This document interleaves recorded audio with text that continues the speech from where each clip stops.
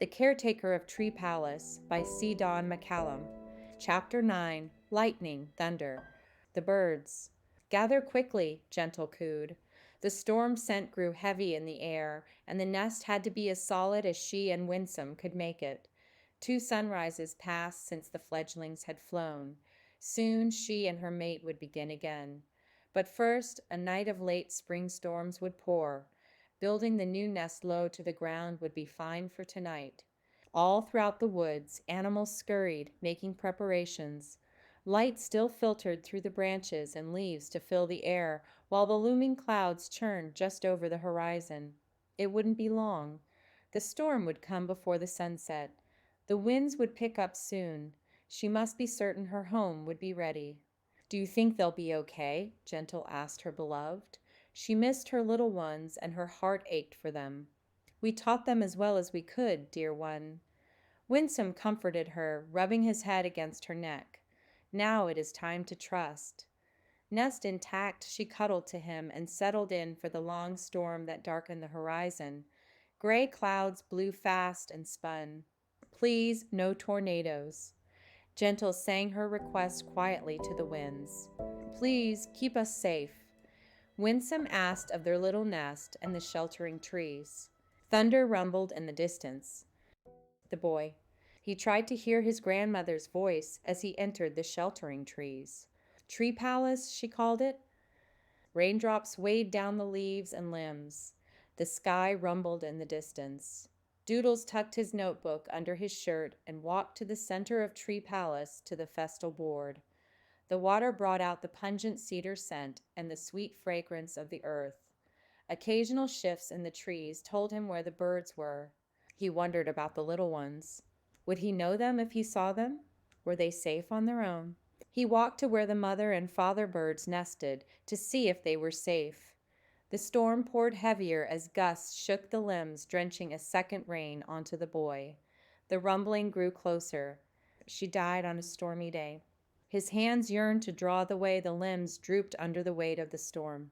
A mourning dove's song cried in the distance, and he knew that at least the father bird was safe.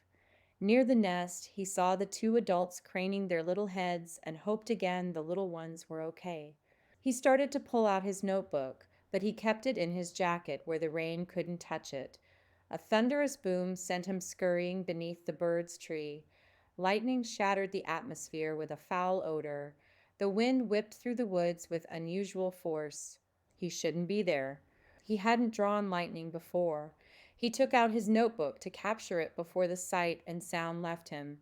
Curling his body over the pages, he flipped through the last month, the birds, his grandmother, the back of his father's head, the trees, the birds and the trees. Turning to the end, he looked for a space to draw. But the book was full. He looked at the last page. His father's door closed just a while ago, and he drew it. Doodles could still hear the sound of his dad's door clicking shut. He flipped back to the birds. The memory of their song echoed in his head. A drawing of his grandmother spoke to him. Her eyes smiled love across time and space. A heaviness surrounded him, more than just the heaviness of the storm's moisture. More than the heaviness in his heart. The heaviness came from the drawing itself. His grandmother's words whispered in his heart, words he never heard her speak, but words that seemed clear to him anyway. Maybe it was more of a feeling one that the storm would be over soon, a sense of the cleanness and sunlight to follow. Then the heaviness lifted. The storm rained down, and he stood to walk the trails. It'd be safer to go in, out of the storm.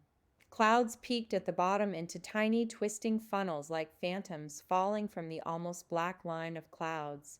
Lightning cracked whip-like to the ground. He wanted to go inside, but something, some invisible hand, made him stay in Tree Palace. Soon the rain soaked his clothes to his bones, chilling his body. His heart, though, felt warm, and the air had a freshness he couldn't bear to leave. Thank you for listening to The Caretaker of Tree Palace by C. Don McCallum. If you're enjoying this story, please consider sharing it with someone you know.